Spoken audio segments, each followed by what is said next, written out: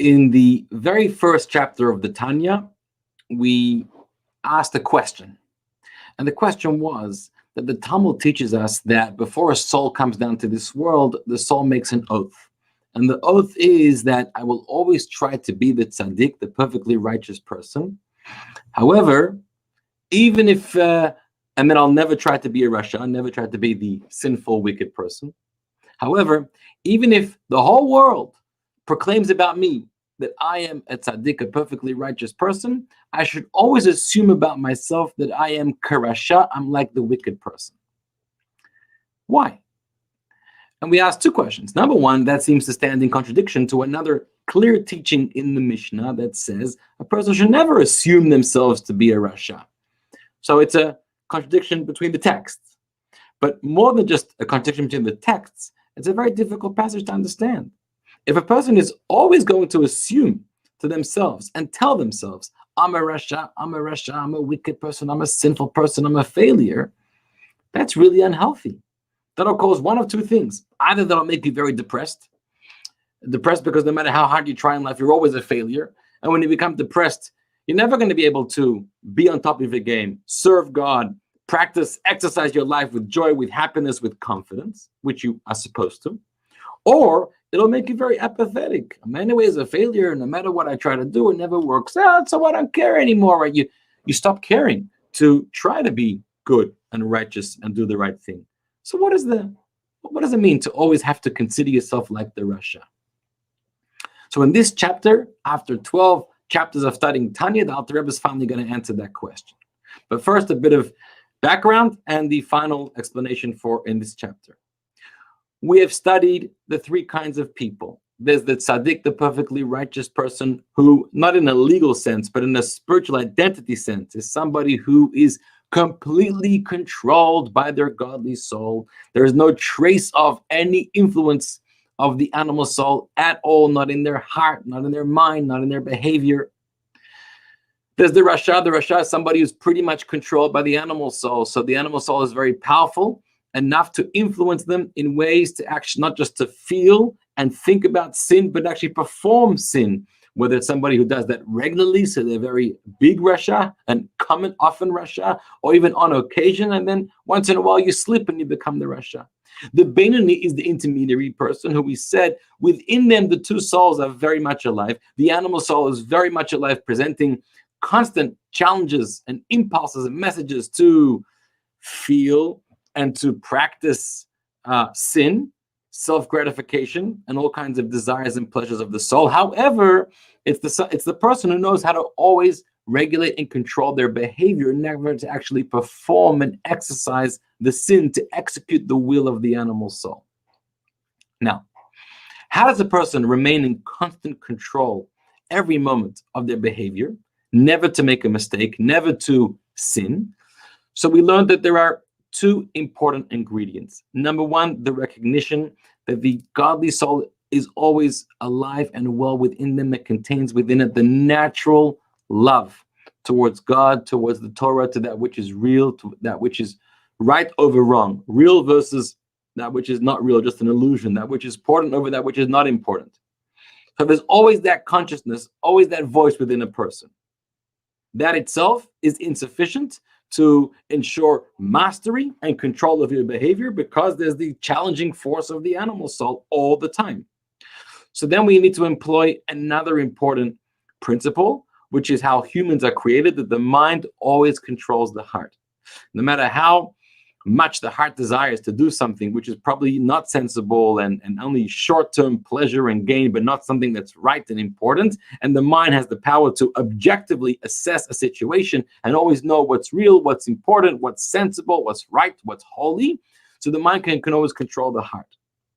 But how do we always remain in a state where we're in tune with the governance of our mind over heart? We have to have that attention to the importance of the understanding of the mind. So we said, well, remember, a daily exercise of prayer, a daily exercise of intellectual meditative contemplation, where we are processing and internalizing through our minds what's real and what's right and what's true, and we're identifying with that. That can help influence the rest of our day to always be intellectually, cerebrally vigilant, to have control over our heart so that we never behave in ways that are inappropriate. But that too, says the Alter Rebbe in today's chapter, is also insufficient. There's another ingredient that we need in order to ensure constant success. And that is, we quoted a passage of the Talmud in the first chapter, and it says, who's the Benoni? It's a passage from the Talmud. Who's the Benoni? Zeh v'zeh shoftan. This one and this one are the judges within the Benoni. Meaning the Yetzer Hara and the Yetzer Tov, the evil inclination, the animal soul, the good inclination, the godly soul, they're both judges. Whereas in the Tzaddik, there's only one judge, the godly soul, always calling the shots. In the Rasha, there's the one soul of the animal soul, always calling the shots. And in the Benoni, there's two judges. Now notice, it doesn't say that there's two rulers, but rather two judges. And the distinction is very, very powerful. A ruler means someone who has full control. If a person, your animal soul is ever a ruler within you, it means it has called the shots and caused you to actually behave in a sinful way. The Benoni never behaves in a sinful way because they always have full control over their behavior, which means the animal soul is never a ruler within you. It's just a judge. Think about a courtroom, and you present your case to the judges. Now, there should never be one judge hearing a case. That's what the Jewish law says also, because one judge is not the way to go about it in the most fair way. You should have more than one judge. You should have at least three, right? Not two, but three, so you can get a majority opinion. So you're sitting in front of three judges, or maybe more, in capital punishment, 21 judges, 71 judges, and you're presenting your case. One judge says their verdict, their opinion. Now, that's their opinion. However, they're just one judge, and there needs to be the majority of the court. And just because they have their opinion doesn't mean that's how it's going to be decided and executed by the system of law. There's the other judge. He has their opinion. So within you at all times, there are two judges. There's the animal soul presenting its case and its decision and how it wants you to behave. There's the godly soul presenting its case, how it wants you to always behave. Now we're at a stalemate. It's a gridlock, because you should never have a court case of two judges, because you're going to have one versus the other. You never have a majority opinion. Where's the majority opinion within? How can we ensure that there's a majority of opinions that are deciding for you and causing you and influencing you to always do that which is right and good? There is a third judge. The third judge is the assistance of God. As King David says in Tehillim, Ki ya'amod leminevyon lohoshia meshoftei nafsho. God always stands to the right of the poor person, of the suffering person, of the struggling person, to save him from the judgments of those trying to capture his soul. In other words, we're always we're always needing divine intervention. And divine intervention is always available to us. So when internally there's this gridlock, there's this stalemate of the two souls, each presenting an equally convincing case. The godly soul presents the case in the mind and says, this is what makes sense, this is right, this is important, this is real, this is true, this is really beneficial for you, act and behave this way. But it's the animal soul, which is mainly rooted in the heart, that is presenting an equally convincing case, because this is going to feel good and make you feel good at the time and give you pleasure and relieve you of stress, of the burden of a particular situation, and you're going to enjoy this. How do we decide? How do we come through with making the right decision? So there's the prayer, reaching out to the mercy of God, that the light and the message and the influence of God, which is always present upon our soul, if we are willing and ready to accept it. And God always sides with the godly soul, of course. And if we're sensitive enough to be receiving that assistance, then we always have the majority opinion, 2/1, of instructing us and ruling to behave in a godly way, in a healthy way, in a good way. And so no matter what urge, what desire, what temptation is sent to your mind to think about, to try to execute an inappropriate, sinful behavior, the expression of the Tanya from last chapter is docheo b'shtei yadayim. You know, you're able to push it away with two hands. It's a very powerful expression. Pushing it away, not just with one hand, but with two hands. What do you push away with two hands? A very difficult, heavy obstacle. One hand, we can deal with easy matters. Two hands requires all of our strength.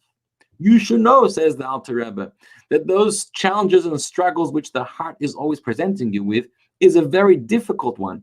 And it's very convincing.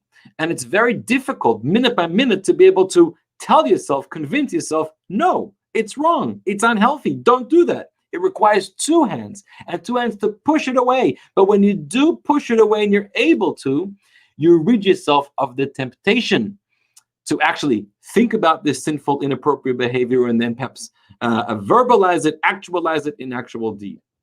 For that, we have the assistance of the objective opinion of the godly soul, together with the assistance of God coming us as well. So now back to resolving our original question. You should never always consider yourself as a failure. That would be the most unhealthy thing to do. That is not what the Talmud means. What the Talmud means, always consider yourself rasha, like a rasha. Notice the kaf in Hebrew, not the rasha, it's literally, but like a rasha, meaning as follows. Just because you're perfect in your behavior, which you should always be, and all your thoughts and words and behaviors are always doing the will of the godly soul and being appropriate and correct and holy, that's not an indication that you're a tzaddik, that you're a pure, perfect, righteous person. The tzaddik is somebody not just perfect in their behavior, but perfect within. They've gained and achieved full control of mind and heart. So there's no struggle, no temptation from the animal soul to feel otherwise. That's only a tzaddik. Most people have not achieved that level of control within. Just because you've achieved the level of control and mastery of your behavior, don't convince yourself. Don't assume that you've become the tzaddik. No, you have not. You're still the Benoni, which means you have perfection of behavior, but internally within your animal soul that's raging a battle in your heart and in your mind is still very strong and powerful. And realize that you have to always be on constant guard and constant vigilance, to always be waging the moment by moment struggles. Therefore, always assume you're a rasha, meaning you're not the tzaddik, you're not the righteous, clean, perfect person. You're the Benoni. That means you're experiencing the internal struggle. Never forget about that struggle. Never assume that just because you're behaving perfectly means you have rid yourself of that internal battle. You have not. Because you need to always fight that battle. You need to always be prepared and strengthened to face up to the battle and win all the time.